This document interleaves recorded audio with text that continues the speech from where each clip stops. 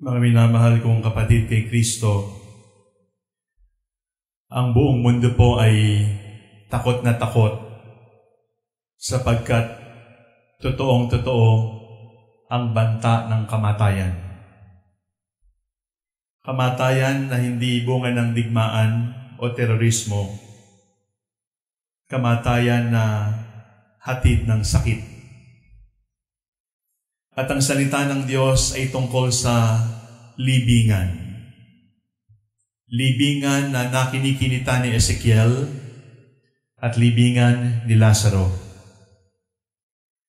Ang kamatayan ay walang pinipili. Mayaman, mahirap, mabait o masama, bata o matanda, nang tayo ipanganak, meron na tayong kakambal. At ang pangalan ng ating kakambal, Sister Death. Hindi natin alam kung anong magiging hanap buhay. Hindi alam kung saan mag-aaral. Hindi alam kung ano ang mararating. Subalit nung sandaling tayo panganak, tiyak na tiyak, mamamatay ang taong ipinanganak. At natatakot tayo sapagkat hindi natin mapigil. Hindi ko mapigil ang sarili kong kamatayan at hindi ko rin mapigil ang kamatayan ng mahal ko sa buhay. Death is the great equalizer. All of us will die. Subalit, habang tayo ay nabubuhay, habang tayo ay dumadaan dito sa mundo, alam natin na hindi lamang iisang ating kamatayan. Marami pang kamatayan. Yung mga frontliners natin na hindi iniisip ang sariling kapakanan. Yun ay kamatayan para sa sariling kapakanan, para sa kapwa-tao. Yung ating mga OFW, nanay o tatay, iniiwanan ang sariling bayan para magbigay ng magandang kinabukasan para sa kanilang mga anak. Kamatayan yun. Yung mag-aaral kang mabuti, yung makikipagkaibigan ka ng tapat, kahit natutokso kang magtaksil, kamatayan yon. Ang ibig sabihin, mga minamahal kong kapatid, pagdating ng ating kamatayan dito sa lupa, tayo ay hahatulan kung paano tayo namatay para sa kapwa-tao. Mawawala ang takot natin sa kamatayan kapag nag-practice tayong mamatay. Ibig sabihin, tayo ay nakibahagi sa kamatayan ni Jesus. At dahil tayo nakibahagi sa kamatayan ni Jesus, pagdating ng huling hininga, pagdating ng huling sandali, pwede nating ngitian ang kamatayan. Hindi na siya nakakatakot at pwede nating sabihin, Sister Death, I'm ready to go because I have befriended you all my life. I have spent my life living for others. I have spent my life sacrificing for others. I am not afraid to die because I know that this death is my pathway to enter the Father's house. Ang kamatayan ay biyaya. Kaya nga sinasabi natin, ang buhay ay hindi nagwawakas, kundi nagbabagong anyo lamang. Sa sulat ni San Pablo, ang pangalawang kinakatakutan natin ay judgment. Judgment. Tayo ay kaluluwa at katawan. Ano ang huhusgahan? Ano ang hahatulan sa wakas ng panahon pagkatapos nating mamatay? Hindi katawan. Yung doktor, titingnan yung ating katawan. Subalit ang hahatulan ay ang ating kaluluwa. Our souls are forever. Our bodies will die. Our bodies can be cremated. Our bodies can be eaten by worms. But our souls, we are souls, and our destiny is forever. At ano ang mangyayari? Ang ating kaluluwa ay hatulan ng Diyos na nakakaalam sa lahat.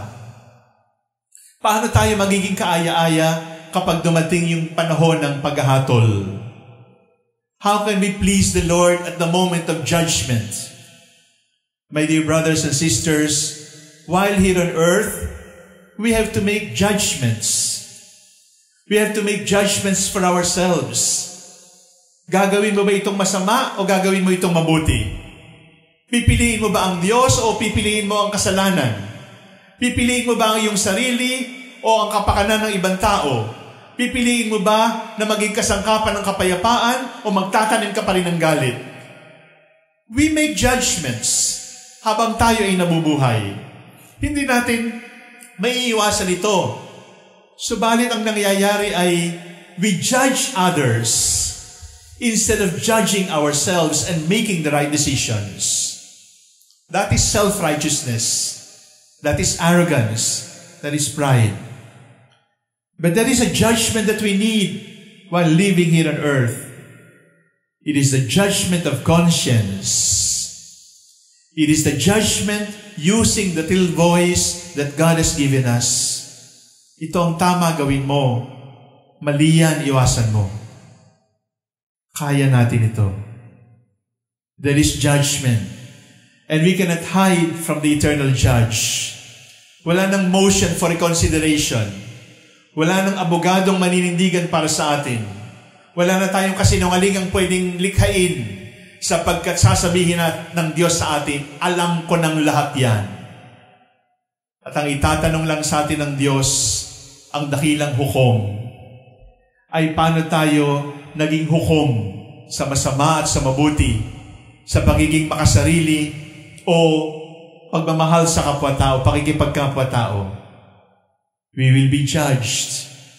And this coronavirus that is making all of us afraid is a reminder for us we must always choose the Lord.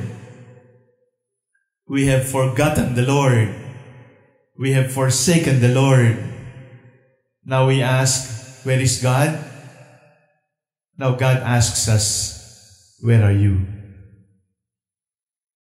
Death, judgment. Ang dalawang huli ay magkasama. Hell and heaven. Magandang pagnilayan natin ito sa liwanag ng salita ng Diyos na ating narinig. Anong hell?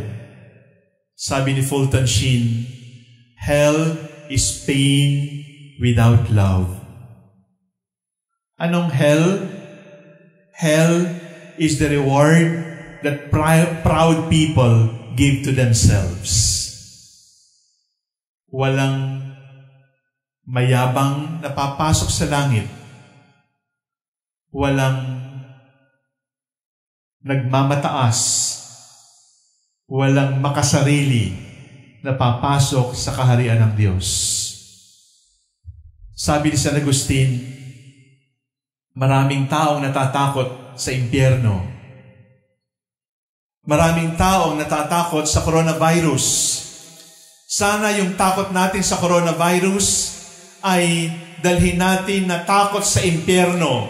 At sana yung takot na mapunta sa impyerno ay dalhin natin na maging marubdob na pagnanasang gawin ng kabutihan. Let us allow the terror of hell to lead us to fervor for holiness. Sana yung takot nating mapunta sa impyerno, sana yung takot nating magkaroon ng coronavirus at magkaroon ng infection, sana ito ay magbunsod sa atin upang maging malinis, upang maging makipagkapwa-tao, upang maging banal, upang piliin ang kabutihan, upang piliin ang Diyos sa lahat ng pagkakataon. Nakakatakot ang coronavirus, nakakatakot ang impyerno. Sana yung takot natin sa infection, sana yung takot natin sa impyerno ay magbunsod sa atin upang maglagablab ang apoy ng pag-ibig para sa Diyos. Sapagkat ito lamang apoy na ito ang hindi natin dapat katakutan. At kapag hindi naglagablab ang pag-ibig natin para sa Diyos at sa ating kapwa-tao, what awaits us is eternal pain without love, without hope. And what is heaven? Heaven is love without pain. Ang lahat ng pag-ibig habang nandito sa mundo ay pag-ibig na may kirot, pag-ibig na may sakit sa kalooban. Subalit ang langit ay pag-ibig na wala ng kirot, wala ng sakit. And heaven is a gift. Dahil sa quarantine, dahil kailangan tayong manatili sa bahay, nakikita natin ngayon yung mga bagay na libre pero hindi natin pinahalagahan. Nakikita natin ang kahalagahan ng pamilya, ang kahalagahan ng pag-iisa, na hindi palaging party ang solusyon sa ating kalungkutan. There is an emptiness, there is a loneliness that only God, solitude with Him, can fill up. My dear brothers and sisters, the best things in life are free. COVID is teaching us that. The best things in life are free. The invisible, beautiful things in life, you don't pay. Sapagkat yung mga kaligayahang nabibili, lilipas at nakaka-addict lamang. Subalit yung kaligayahang walang bayad na galing sa Diyos, galing sa pagkaibigan, galing sa malasakit, galing sa pakikipagkapwa-tao, ang lahat ng ito ay biyaya, libreng-libre, walang bayad. My dear brothers and sisters, heaven is not cheap, but you cannot buy heaven. Because the price tag of heaven is the passion, death, and resurrection of our Lord Jesus Christ. Heaven is real. It is a gift. Heaven is real. And may the gifts that we have received here on earth be foretaste of the glory of heaven. Apat na katotohanan. Death. We will all die, and we have no control. But when we die, we will be judged according to our dyings for others. There is no greater love than to die for your beloved. There is judgment, and we cannot hide from the eternal judge. But we have judgments with small j to make here on earth. And when you judge, always choose what is good. Always choose what is right. Always choose to be loving. Always choose to be holy. Hell is real. But let the fear of hell lead you to do good. Heaven is a gift. And let heaven as grace open your eyes, your mind, and your heart to the reality that the joys, the happiness that we long for have no price tag. Moth cannot eat up. Rust cannot destroy. Heaven is a gift. Love is a gift. And the crisis that we are going through now teaches us these beautiful lessons. Lord, stay with us. Teach us.